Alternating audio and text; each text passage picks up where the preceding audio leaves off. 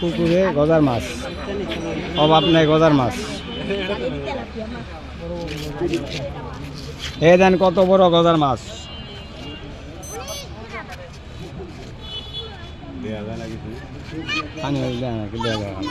দেখা যায়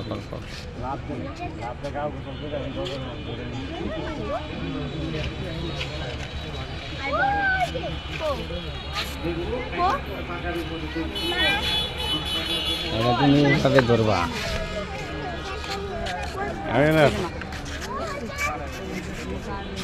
এত জুম করে মানে ক্যামেরা এত জুম করে না,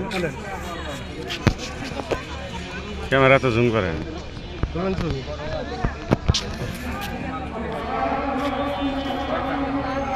দেখেন নোয়াখালী বাজারে কত সুন্দর গজার মাছ।